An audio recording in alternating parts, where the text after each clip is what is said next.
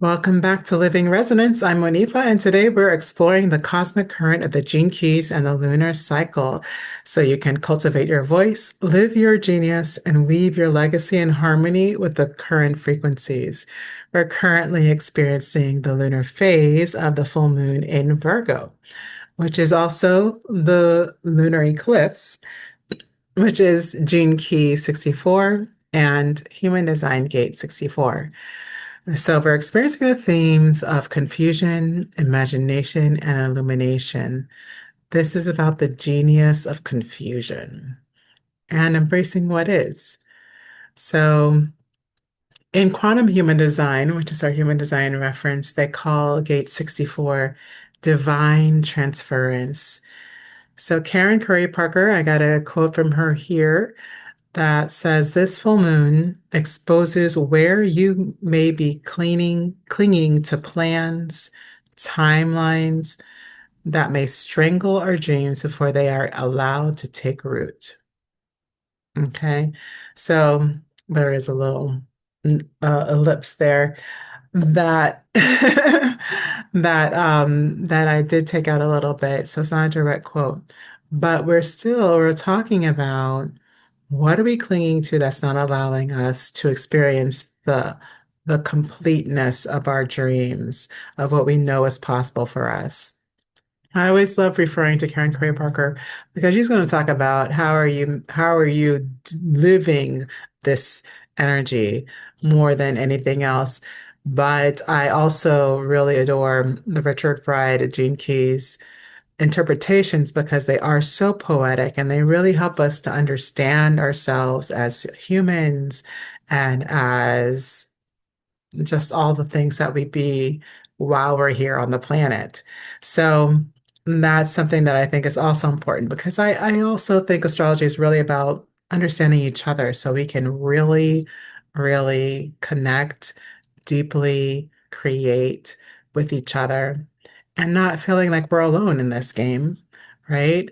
And also, sometimes people do things and you're just like, why? Why? What's going on? What is up with you? You know? And sometimes a little bit of astrology will help you understand how people tend to pattern themselves when they're in fear, when they're confused, or in so many different ways, right? We could always use a little help understanding each other.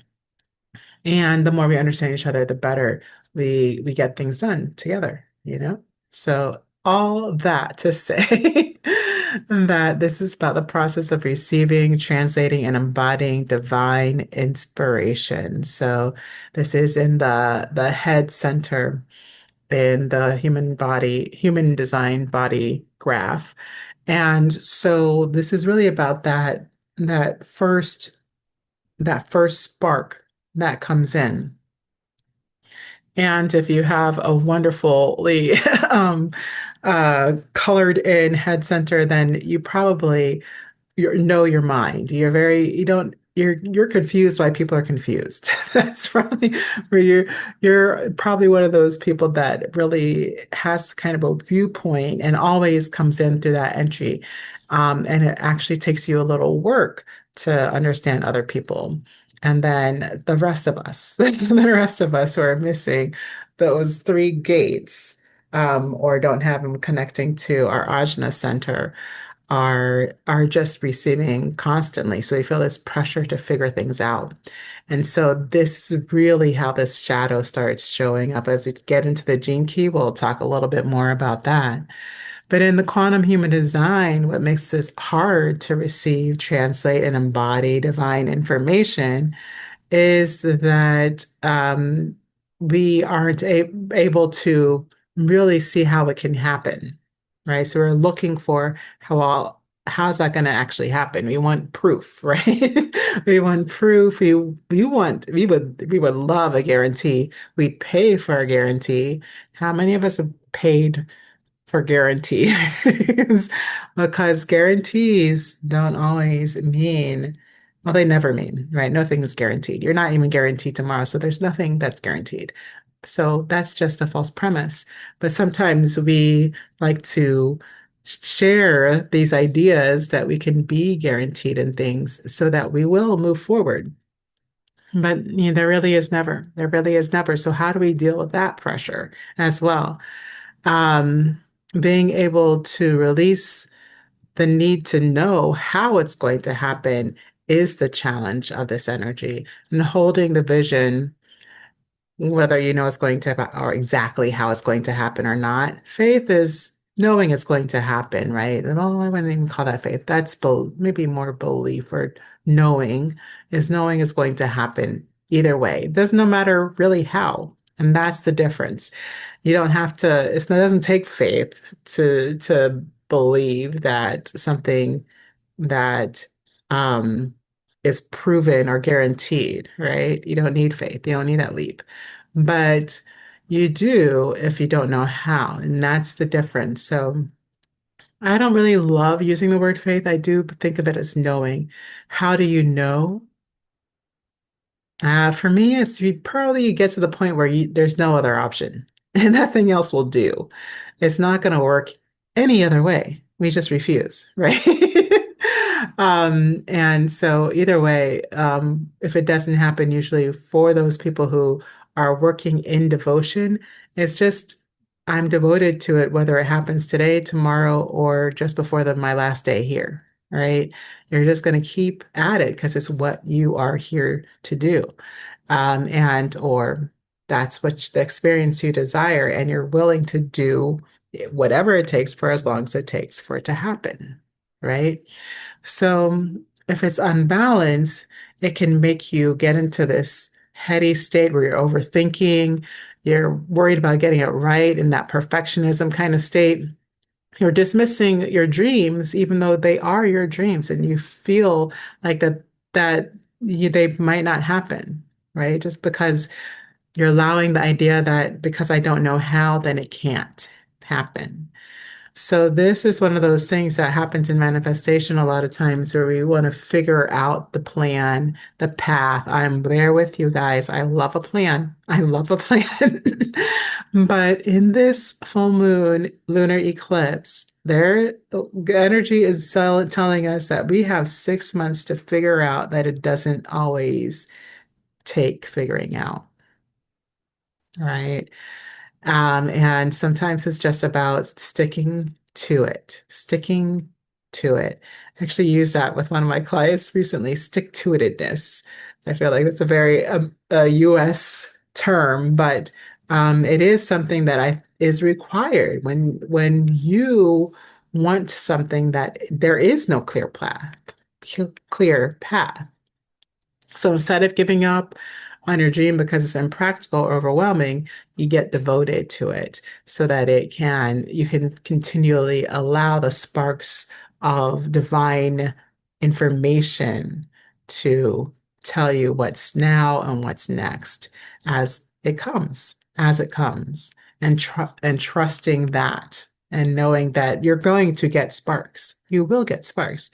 That is something that those of us who are practicing our intuition and tapping into ourselves on a deeper level are knowing. We know that because if you're really doing that practice, that is just part of being human, right? So if you're not there yet, you can come find me. We can get into this so that we can get that spark to understand how it comes in. It's different for everybody, right? So we're going to start with a process that helps you just be more aware and tune into that. But in the Gene Key um, 64, we're talking about the aurora. So, of course, I thought Aurora Borealis. That's almost like, my picture, right? It isn't quite, right? So the description of aurora is charged particles from the sun with atoms that basically they're combining with atoms in the upper atmosphere. So they light up suddenly. Um, and I think of this because there's other gene keys, right? And one of them is light itself.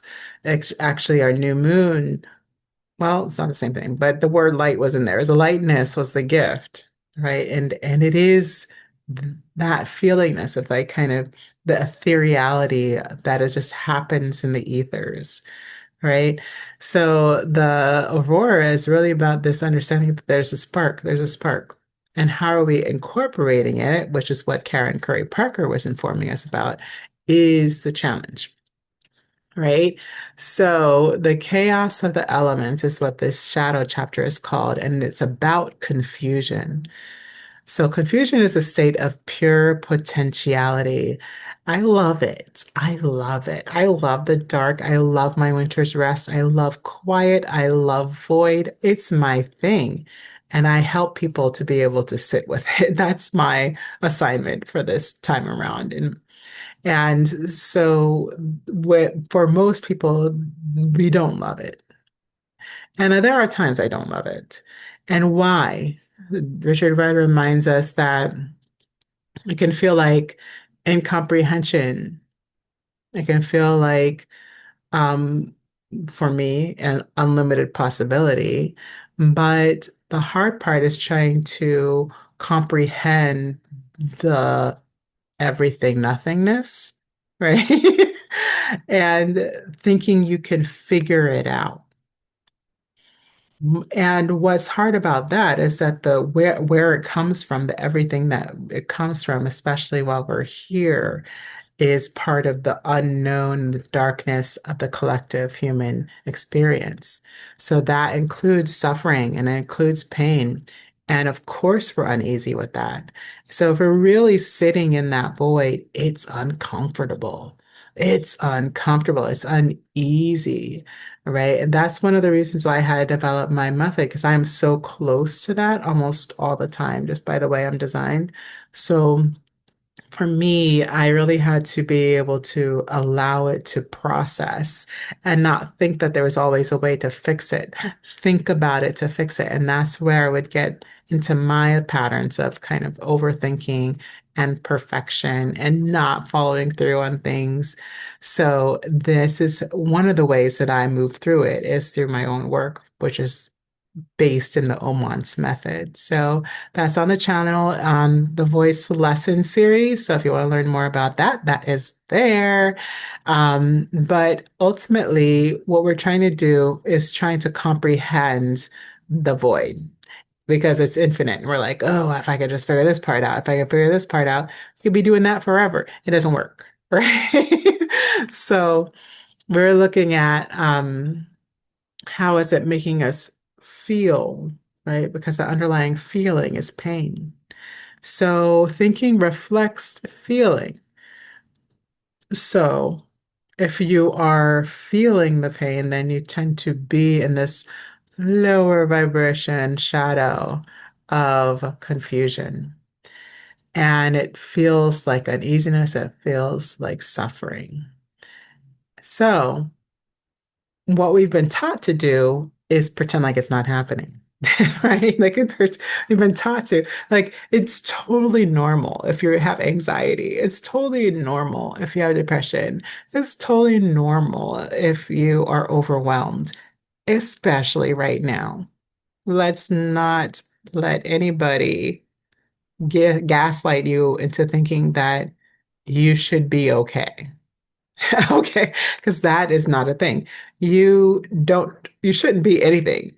But there are things that are coming into the plane, essentially, that are helping us. And this is one of those energies to understand that there's nothing to figure out is really the culmination of what we're getting to here.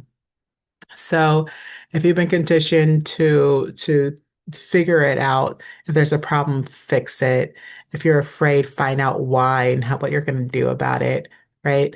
Like, yeah, these things are can be useful, but ultimately, if you want to get to the bottom of something, then the mind is the lie. That the mind is going to get you out of the pain is the lie. So there's no need to fight it, right? It's part of being human. And if we weren't here, right? If we didn't feel it, we wouldn't be here. And if we're not feeling it, then we've reacted. We are actually pushing it away. And I'm going to tell you about what that looks like in a second. But in ultimately, that feeling of suffering, we're trying to escape through thinking.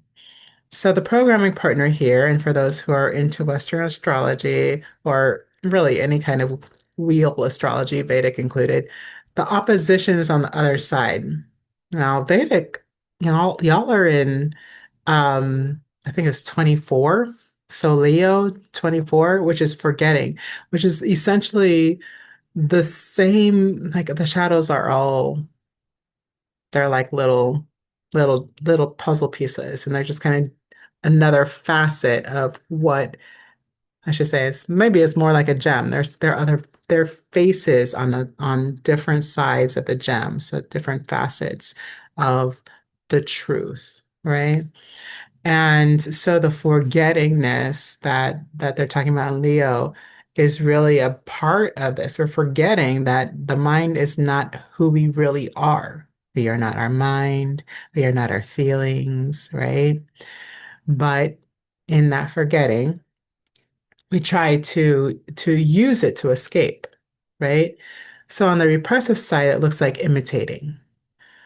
The world represses their confusion through imitation because it takes an enormous amount of energy to suppress that amount of pain. So we get tired of it. We get tired of it, and so we try to stuff it. And so, how do we stuff it? Well, we stuff it by going with the status quo, what's already been happening, either in our families, in our societies, what other people are doing that looks like not pain.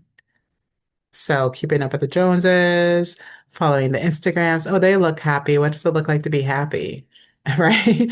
And all of our emotions are happening temporarily. None of us are permanently happy. So again, another misconception, a lie that keeps us from really embracing our own experience and loving ourselves in it, right? So I go to that status quo of what everybody else is doing, and that repressive nature to combat the fear of the pain. It's just creating these copycats of other people living, right? So there's no true self impetus of creating your own life, creating your own, loving your life, loving being, right? And whatever you're doing. For me, it always comes back to art, and we're going to talk about that in a second. But on the reactive sides, there's always both sides. Some of us do both. Some of us are really prone to one or the other, right? So reactive is always, repressive is always stuffing the energy and then trying to kill it, right? And the reactive side is always like, no, is fighting against it, right? So the reactive side is confused where there's an anger because it hates the status quo because it knows it's false, right? But it doesn't, but it knows the truth that there is only pain. But in that, it causes the pain. Richard Rudd actually references that this is where we get this dynamic of the abused and the abuser, all right? Because the abused is ignoring the pain to keep up the status quo. The reaction, the abuser is causing the pain. It's doing things to disrupt the relationships. It's causing confusion around them by a lot of times acting out or causing their own pain and suffering, right? Because it's what's real to them. So the evolution here, I'm going to use a quote. Eh, As the confusion reveals its underlying nature and begins to coalesce into an organized etheric substance, it becomes in turn the wonder of human imagination. Isn't that something?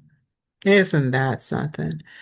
So it's that aurora borealis coming out of nowhere, just lighting up the sky, right? And in that lightning, do you remember the ring? The ring is alchemy.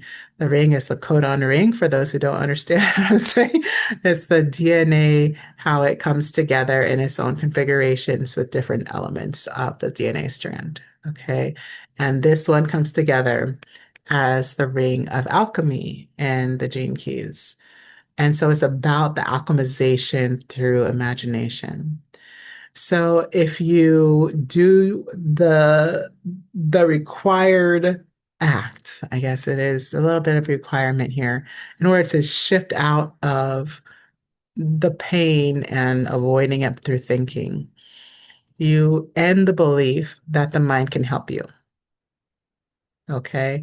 Just like give that up. And part of that is for me just coming home. Yes, in the body, but in the truth of ourselves as well.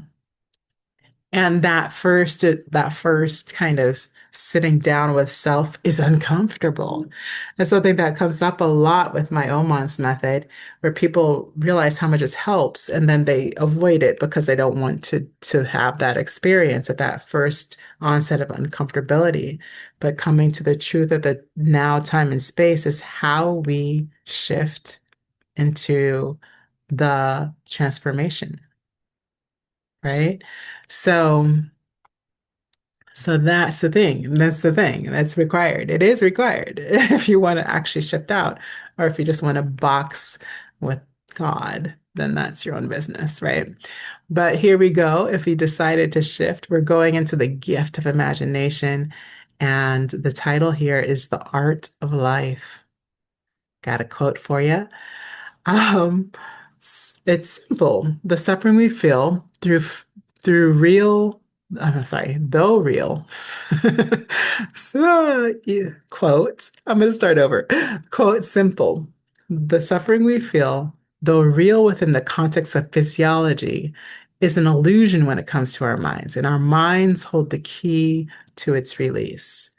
So I love this because that's the truth. Like we have to mend. We have to mend, integrate the mind and the body to move into transformation. And this is why the mind-body movement is so powerful.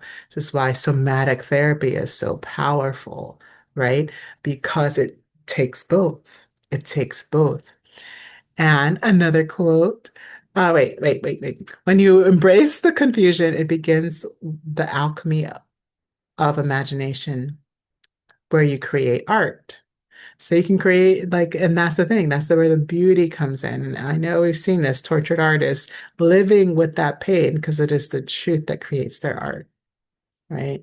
But you don't have to stay there. You can move into the gift, right? Paint, sing the story of the pain and with that acceptance of the knowingness as part of being here and human.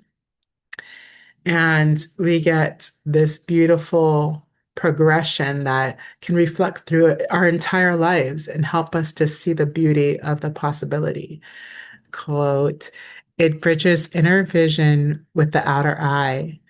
It allows your life to become a work in progress, a true work of art. So that is from Richard Ryan. Isn't he a beautiful poet? Yes, he is.